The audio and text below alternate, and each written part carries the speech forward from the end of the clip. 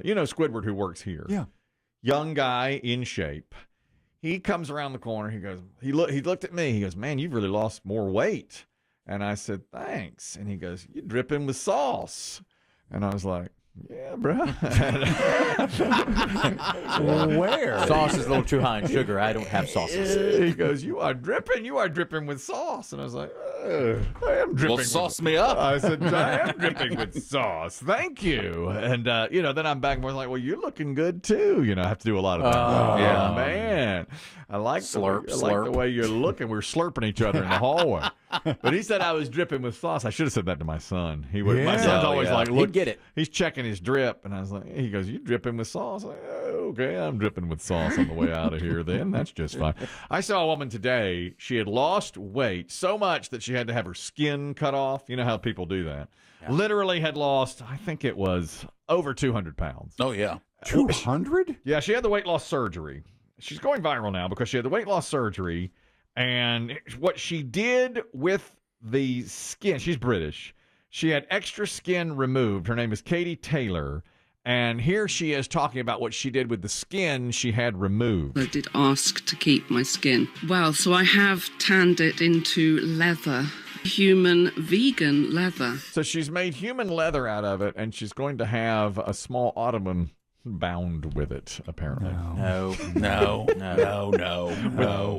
As a reminder. A reminder of what? She's put her feet up more? No. That's what got her big in the first place. No. As a reminder. She wants to always be able to look at her own human skin to remind herself never to go back to that, what she has. So Silence of the Lambs. It is. Big time. Ottomans are expensive. Right. Well, she's trying to have hers covered. She wants to have it look good with her own human vegan skin. And she well, first of all, it's a great conversation piece when people come over. Nobody's coming over. I got news for you. And secondly, guess where you're sitting, love. Put your feet on that. And secondly, excuse me.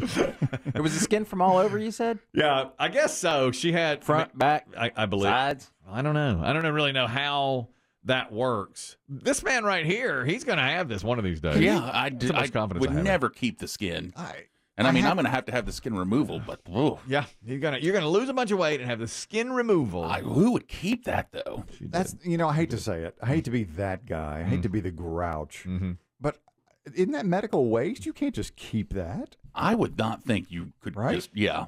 Could you have it? I mean, and what leather tanner in his right mind would use that? Make it into leather. She wants to see it at all times to remind herself, never go back. Never go back to where she was. I mean, I understand the motivation, but that just seems so unhealthy. Mm-hmm. Yeah. When I look at myself, I'm trying to get abs here, Yeah. I don't think I'll ever be able to get them because now I was plumper. So when you lose the weight at my age, it becomes just like I can see the saggy skin, and that's like, crap. I'm going to have to. You got to go all in. You going to go lipo? I think I have to. If I wanted that, I think I would have to have lipo done for the last few edges. Maybe, but you'd have to go all in on the workouts. I mean, you'd have to go work out 5 hours a day to make that happen and start drinking those powders and potions and stuff. And I don't know about that. I think it's about, don't you have to go work out 4 or 5 hours a day and lift? And no, not for abs. They say the abs are all about diet. That you get more. The better your diet, the more fat you lose, the more your muscles show. But because I used to be bigger, like Biggie. I mean, not as big as Biggie, but bigger. You start to lose it. Or this woman, and instead of having abs and definition, you get that sag, and it has to be what he's saying. Chris Demm's saying is right. You have to have a little liposuction or a little. Cool sculpting or something, a little removal here and there. Now, if I did that, my wife would be really mad at me because she thinks that's vanity, and just don't do that. Well, you won't do it because it costs money. I'd consider it. I think he'd do it. I would consider that. Insurance don't cover it. I know, but I would consider that. But my wife would never let me do that. She'd say, "Come on." Even if it was gratis. If it was free, she might, but it wouldn't be. And so she would never let me clean that up because she'd go, come on, you've done enough. And it's not the man she married. Enough's enough. And it's not the man I married and all of that stuff. That's what I think. I don't think she would do it. Nonetheless, this woman here says, I'm keeping my skin because I never want to go back to how that was. Now, this is a bit of a health report. How do you get that way? eating hot dogs is one way, and Chris Demm has shown me something today. This is really something. Biggie's a big Chicago Cubs fan. You've been to Wrigley Field a few times. Oh, yeah. And, of course, at every baseball stadium in America, you get guys coming around selling hot dogs. And they will shout out, and they have their own way to shout out hot dogs. Well, Wrigley Field compared 6 of them, and one of them is a breakout star here today.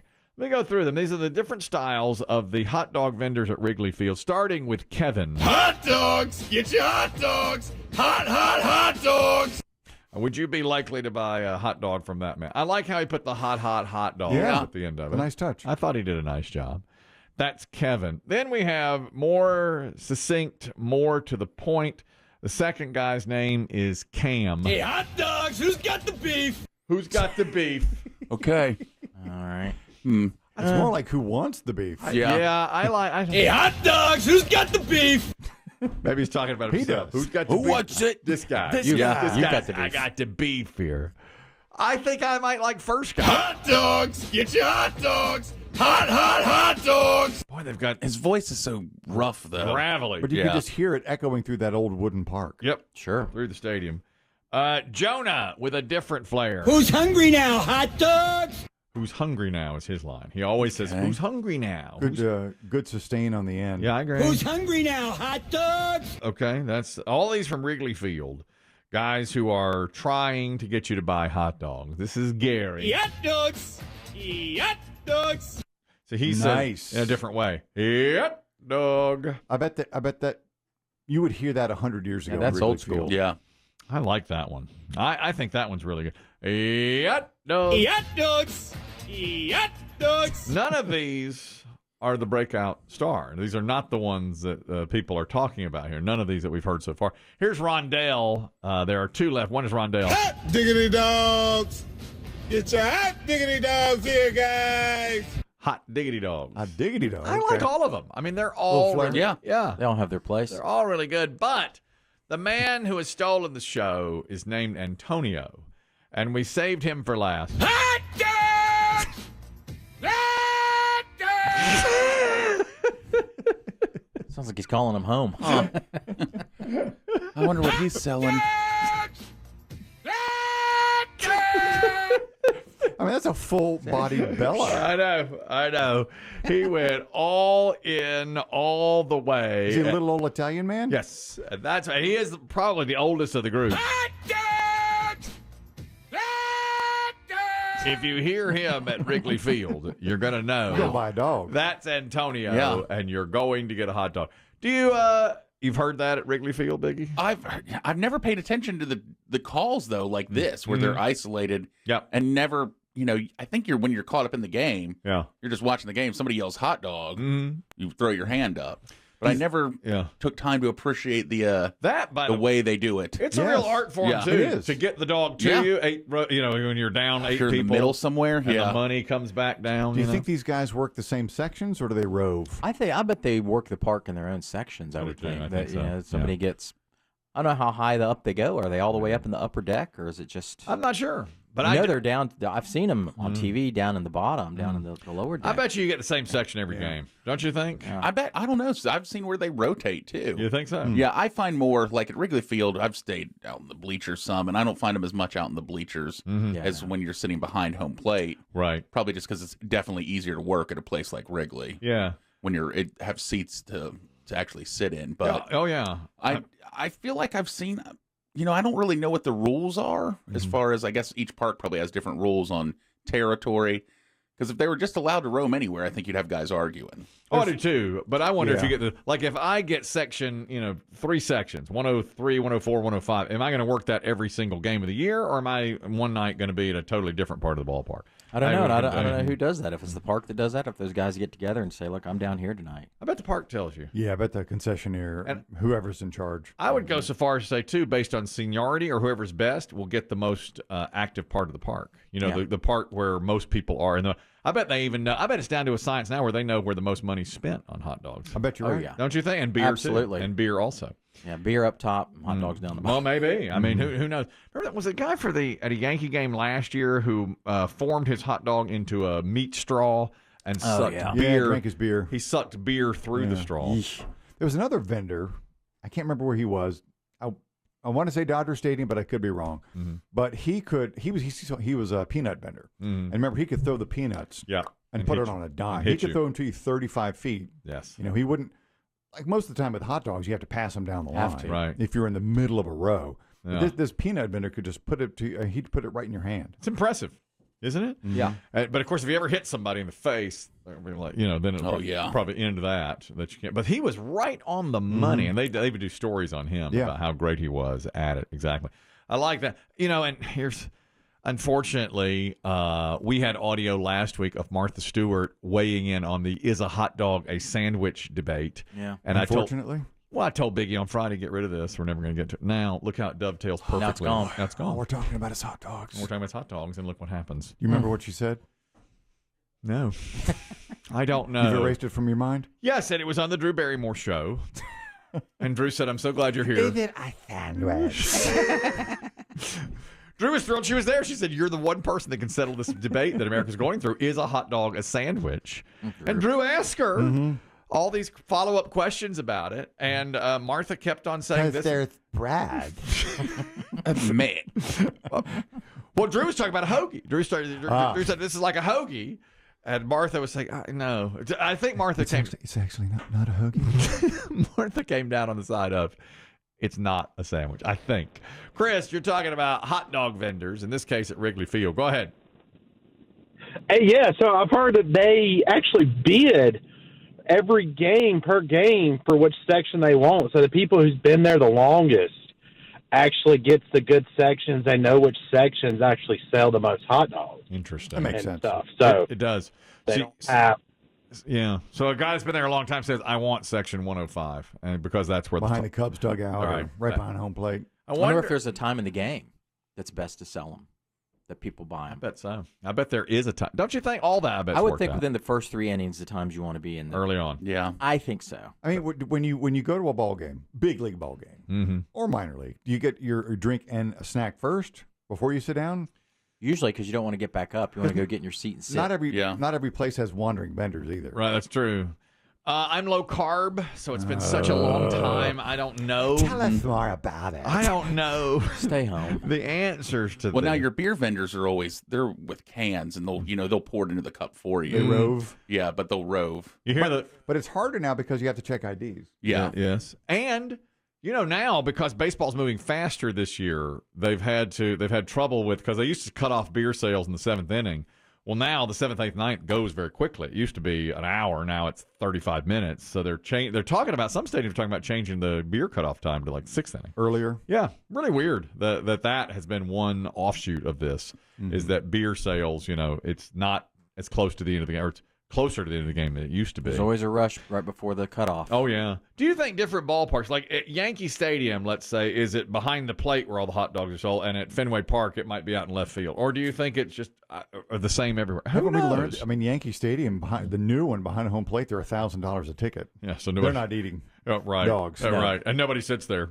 Or it's like, but like if I'm saying, is right field in Yankee Stadium and right field in Wrigley Field, are they both going to be the number ones? They're probably comparable. I bet so too. I mean, everybody wants a dog. This is about dogs as well. This is about sausages. A terrible story on the flip side of this from Alexandria, Virginia.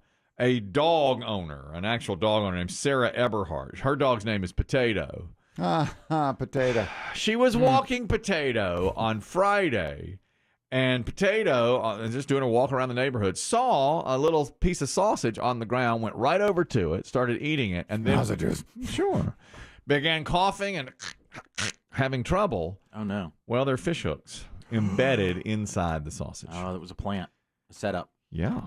And so Sarah Eberhardt went around the neighborhood and found multiple little pieces of sausages with fish hooks inside. We'll take you now to the local Fox affiliate where the reporter was awfully upset by this. And how are you feeling right now? I'm pretty freaked out. Like, it's not a good feeling.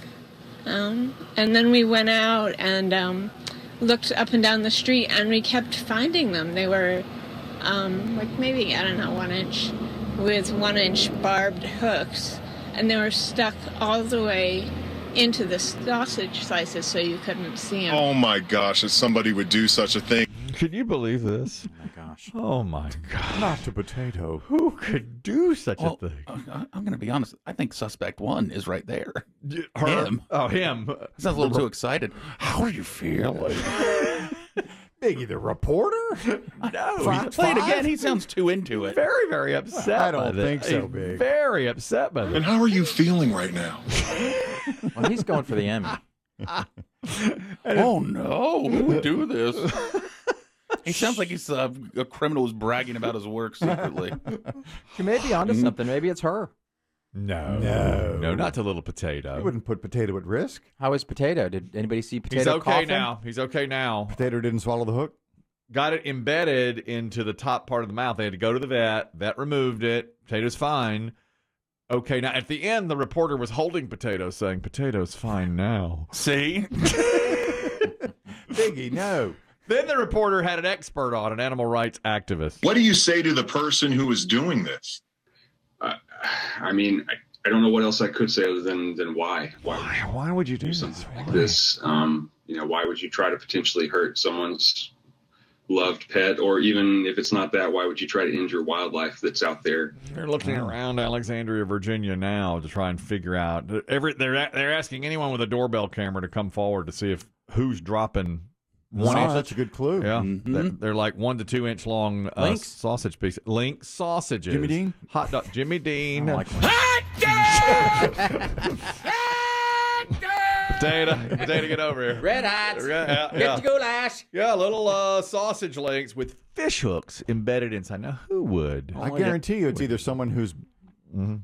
it's probably 99%. I put 90% of my money on someone who's tired of people pooping. Walking Yeah. their dogs. Dogs Absolutely. pooping That's in the probably yard. right. Yeah, the other 1000%, 10% a neighbor's dog who's barking too much. Maybe you're right. Mhm. God, that's terrible, though. It really is. It's awful. It's why we don't walk our dog. We just refuse.